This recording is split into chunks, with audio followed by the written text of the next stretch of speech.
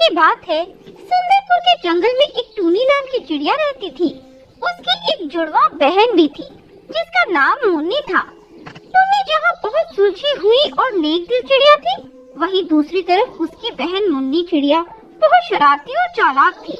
अगर कोई भी बुरा काम होता तो ये समझ लीजिए कि उसमें टूनी चिड़िया का हाथ जरूर होता, पर डांट बेचारे टूनी को खानी पड़ती। एक दिन की बात है, देख मुन्नी, तू अपनी आदतों से बाज आ जा, वरना अच्छा नहीं होगा। गलती तू करती है और डांट मुझे खानी पड़ती है। तो क्या हुआ, बड़ी बहन को कभी कभी छोटी बहन के बदले में डांट खा लेनी चाहिए।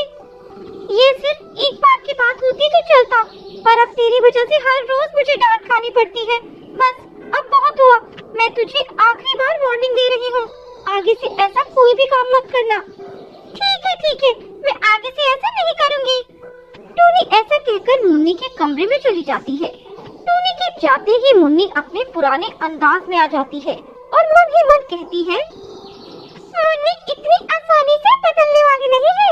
मैं तो भाई शरारत करती रहूंगी और तुझे डांट खिलवाती रहूंगी। ऐसे ही कुछ दिन बीत जाते हैं। मुन्नी को एक दिन बहुत जोर की भूख लगती है और वह घर में खाना ढूंढती है, पर उसे कुछ भी खाने को नहीं मिलता। फिर वह मन ही मन सोचती है, यहाँ तो कुछ मिलने से रहा, क्यों न मैं कालू कौवे के आम के बाग में कुछ आम तोड़ कर ले आऊं। हाँ, ये सही रहेगा। ऐसे मन में ठान कर वे उड़ते हुए कालू कौवे के आम के बाग में चली जाती है और रसीले रसीले आमों को देखकर उन्हें तोड़ने लगती है और ऐसे ही खूब सारे आम तोड़ लेती है और खा भी लेती है। तभी वह कालू कौवा आ जाता है और उसे देखते ही मुन्नी चिड़िया जल्दी से उड़कर वहाँ से नीम के पेड़ के पीछे छुप जाती है। तभी वहाँ से टूनी चिड़िया भी उड़ते हुए कहीं जा रही थी। कालू टूनी को वही आम का चोर चिड़िया समझ लेता है और उसे पकड़ लेता है। अरे ओ चिड़िया, कहाँ जा रही है? नमस्ते काका, मैं तो अपनी सहेली दीपा कबूतरी के पास जा रही थी। बोलिए, आपको कुछ काम है? अरे वाह, बहुत अच्छी एक्टिंग कर लेती हो तुम। अब ज्यादा बोलो नहीं, मैंने तुम्हें आम चुराते हुए देख लिया था। बोलो, तुमने ही मेरे आम तोड़कर खाए है ना? बोलो। नहीं काका, मैंने आपके आम नहीं खाए, मैं सच बोल रही हूँ, मेरा विश्वास कीजिए। मैं तो अभी यहाँ आई हूँ और अपने दोस्त के घर जा रही हूँ। अच्छा, अब चोरी करती पकड़ी गई तो बहाने बना रही है। मैंने तुझे अपनी आंखों से मेरे बाग में देखा था और तुम मुझे देखते ही भाग गई। मैं झूठ नहीं बोल रही काका, मैं सच बोल रही हूँ, मैंने आपके कोई आम नहीं खाए। अच्छा, तो तू ऐसे नहीं मानेगी, रुक, मैं तुझे अभी बताता हूँ। कालू टूनी को उसके घर ले जाता है और उसके माँ बाप को उसकी चोरी के बारे में बताता है। देखिए भाई साहब, मैं आपकी बहुत इज्जत करता हूँ, पर आपकी ये लड़की ये आपकी इज्जत मिट्टी में मिला देगी। अरे क्या हुआ कालू भाई साहब? आपकी इस बेटी को मैंने चोरी करते हुए रंगे हाथ पकड़ा है। यह मेरे बाग से आम तोड़कर खा रही थी और जब मैंने इसे चोरी करते पकड़ा तो यह मुझसे झूठ बोलने लगी। पिताजी, मैंने कोई चोरी नहीं की, काका को कोई गलतफहमी हुई है। मैं इसे आखिरी बार छोड़कर जा रहा हूँ। आगे से मैंने अगर कभी इसे चोरी करते पकड़ा तो सीधे पुलिस के हवाले कर दूंगा। फिर मैं आपकी इज्जत का भी ख्याल नहीं करूँगा। ऐसा बोलकर वह कालू कौवा गुस्से से वहाँ से चला जाता है और उसके जाते ही टूनी अपने पिताजी से कहती है, पिताजी, मेरा विश्वास कीजिए, मैंने कोई चोरी नहीं की।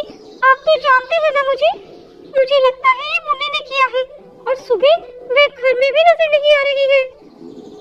हाँ बेटा, ये उसी का ही काम होगा, आने दे उसे, देखता हूँ।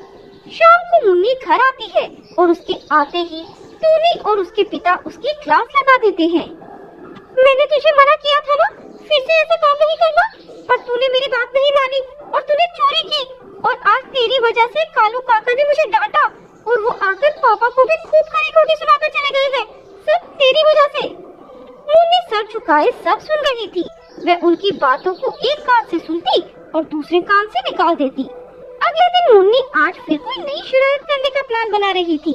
फिर उसे चुन्नू तोते का ख्याल आता है और वह उसके घर जाकर उसकी पत्नी के कान के सोने के झुमरे चुरा लेती है। उसे चोरी करते हुए चुन्नू देख लेता है। वह उससे बचने के लिए उड़ती हुई भागे चली जाती है। रास्ते में मुन्नी से वह झुमकी कहीं खो जाती है। हे भगवान, अब तो वो चुन्नू